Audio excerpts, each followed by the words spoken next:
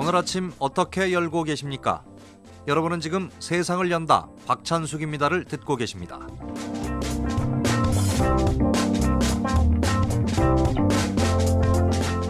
네, 세상을 연다 박찬숙입니다. 3부를 시작하겠습니다.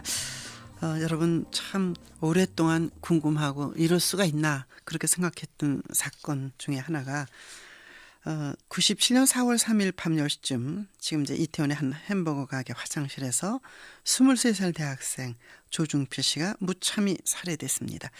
근데 패터슨 이 사람이 범인이 아니고 에드워드 리가 범인이다. 1심에서 그렇게 냈고 이제 그게 19년 만에 진범이 바뀌게 된 이 사건.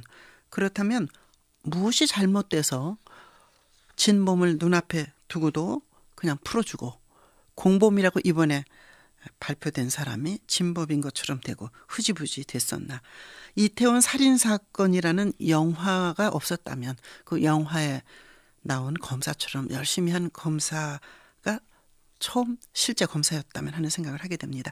자, 서울중앙지방법원 부장판사, 대법원 재판연구관을 역임하고 현재 변호사로 활동하고 계신 여상원 변호사를 만나겠습니다. 변호사님 안녕하십니까? 예, 안녕하세요. 네, 이번 사건처럼 명명백백해 보이는 것이 이렇게 된 건 왜 그런가요? 이런 경우가 있나요? 그러니까 결국 죄송합니다.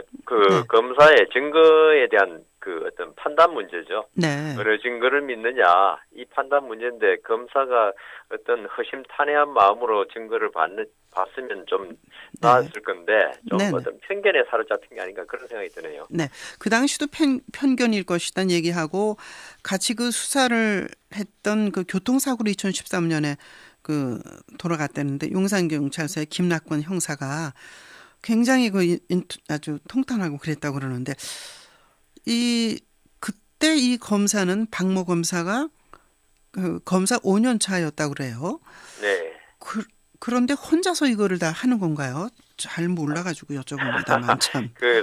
모든 수사는 검사 혼자서 합니다. 물론 이제 아주 중대한 사건, 재벌 관계, 금융 관계를 다 조사해야 할 사건 이런 건 팀을 만들어서 하지만은 대부분의 사건은 검사 혼자서 처리하고 다만 결재 과정이 있죠. 네. 부장검사, 차장검사, 검사장 그러니까 사건의 경중에 따라서 결재 과정에서 걸러져야 되는데 그렇다 하더라도 결재 과정에 있는 부장이나 차장들이 기록을 그렇게 주인 검사라 그럽니다. 주인 검사만큼 세세하게 볼 수 없기 때문에 대체로 주인 검사의 의견에 따르는 게 많습니다. 다른 미제 사건하고 달리 이제 범인을 바로 눈앞에 놓고도 진범을 가리는데 이렇게 오래 걸렸잖아요. 네. 그렇다면 검사 한 사람의 잘못된 고집이라 그럴까?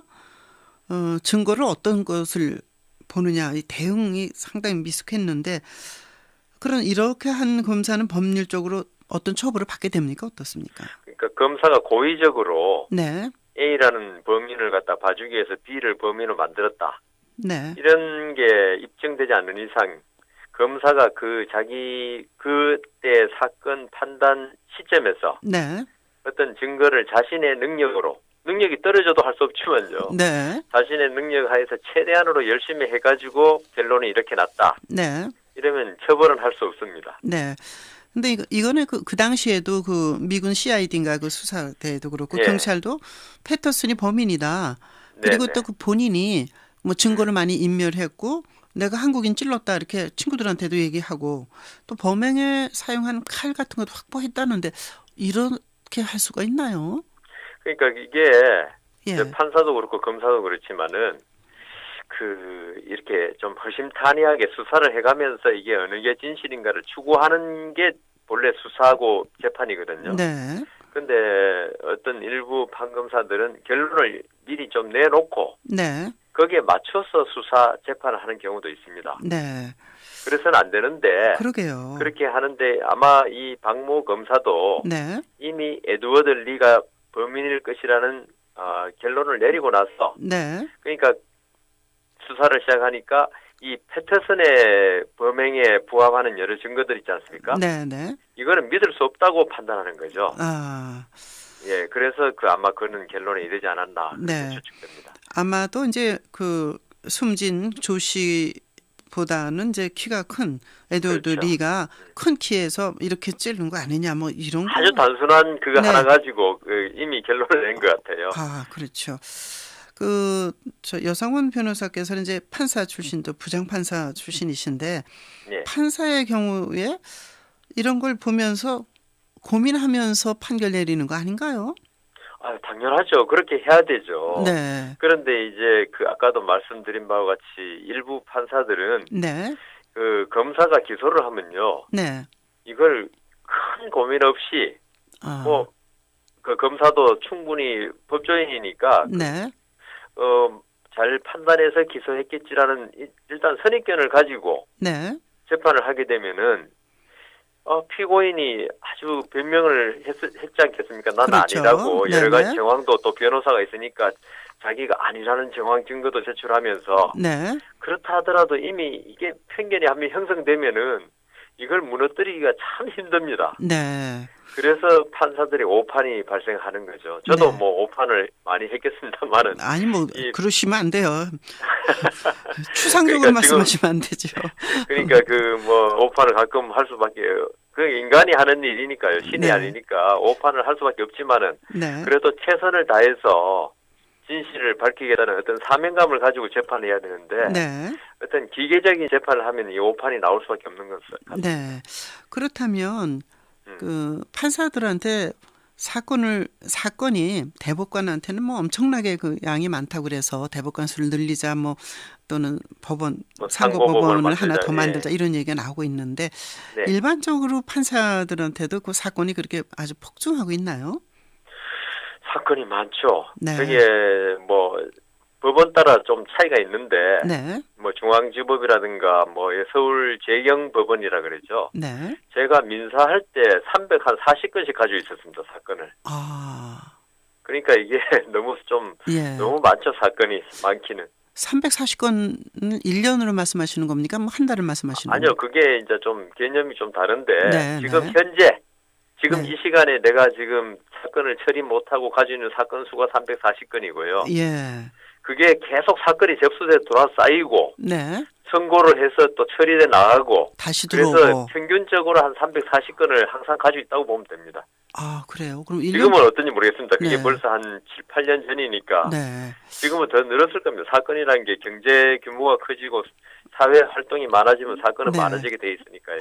그렇다면 판검사 수를 늘려야 되는 거 아닌가? 로스쿨을 들어오고 그래가지고 여러 가지 생각을. 판검사 수를 아무리 늘려도 제가 판사 초임 때 네네. 88년에 전국 판사 수가 1,000몇 명이었는데 지금 3,000명 가까이 됩니다. 아, 네. 그럼에도 사건 수 늘어난 걸 당할 수가 없습니다. 그렇죠. 예, 또 예. 이제 사람들의 그 성향이나 복잡한 사회에서 억울한 것을 법적 판단을 받아보고 싶은 그런 그렇죠. 심정이 더 많아지고 그랬기 때문에. 근데 그 사건으로 다시 돌아가면 이태원 살인 사건이라는 영화 제목을 그렇게 붙였으니까 예, 그 예. 어머니의 그 원통함, 정말 아들의 정말 그 사진을 보니까 정말 눈물이 나더라고요. 네. 근데 이 박 검사 처음에 다뤘던 이 사람 네. 후임으로 김모 검사가 이 사건을 인계받았는데 네. 패터슨이 출국 금지 연장을 안 했잖아요. 그래서 그러니까, 미국으로 도망갔지 않습니까? 네, 네. 그것도 네. 그렇죠. 그것도 어떻게 보면 직무에 소홀한 거죠. 그렇죠. 이게 인수인계 과정에서 이게 출국 금지를 갖다가 계속 해놨어야 되는데 네네. 그걸 깜빡했다는 건데 물론 업무가 많고 그다음 했겠지만 네. 그래도 이건 참 아쉬운 부분이고요. 예. 그나마 그래도 19년 만에 돌아와가지고 재판 받게 됐으니까 그나마 다행이라고 봐야 되지 않겠습니까? 네. 근데 이번에 이제 공범이라고 말했던 에드워드 리는 일사부재리 원칙에 따라서 네, 예, 처벌할 수 없게 됐는데 그거는 왜 그런 거죠? 일사부재리라는 게 어떤 면에서 이게 적용이 되는 거예요? 이 범죄 사실의 동일성이라는 게 있습니다. 네. 근데 그 동일성이 있는 사건에 재판을 받으면 직결이라도 그렇게 해당됩니다. 네. 직결 재판에서 같은 내용의 사건을 가지고 재판받아서 무죄가 되면은 네. 나중에 정식 재판을 청구를 못 하죠. 그게 이제 한 사람에게 두 번 위험을 줄 수는 없다, 불안을 네. 줄 수 없다 해서 그렇게 나온 겁니다. 네. 근데 이 경우에는 이 공범에 의한 살인이라도 네. 이 에드워드 리가 처음에 기소된 단독 살인 네. 하고 범죄 사실이 기초적으로 동일하다고 보는 거기 때문에 네. 같은 사건으로 두 번 재판할 수 없다는 취지에서 그렇게 된 것입니다. 그 참. 근데 법이 뭐 다 맞는 건 아닌 거 확실해요. 그리고 좀 법이 잘못된 판단, 잘못된 기소 뭐 이런 것으로 억울함을 당하는 사람들도 뭐 그러니까 이게 법률가하고 네. 일반인이 생각하는 법감정하고 좀 괴리가 있습니다. 왜냐하면 네. 이게 그 지금 우리 앵커 말씀하신 대로 참 그 피해자 입장에서 억울한데 그렇죠. 또 이런 게 일반화돼 버리면은 네. 그 무고한 국민들까지 계속적으로 뭐 재판을 한 받았는데 네. 또다시 그 이제 마치 그게 전부 다 실제로 무고한 경우에 아무런 죄가 없을 경우에 네. 국가 공권력인 검찰이 마음만 먹으면 계속 기소할 수 있다는 결론이 되거든요. 네. 이런 경우를 말고요. 그래서 일사부재리를 뒀거든요. 네. 그런데 그 일사부재를 두다 보니까 이런 경우에까지 이게 확장돼서 네. 억울한 피해자가 생길 수 있는데 예. 법제도상 좀 어쩔 수 없는 것 같습니다. 그 인혁당 사건 같은 경우가 굉장히 기억에 그렇죠. 나는데요. 네. 제도적으로는 구제됐지만 이미 사형 집행된 그렇죠, 그분들의 그렇죠. 목숨과 그 가족들의 고통이 구제된 게 아니지 않습니까? 그렇죠.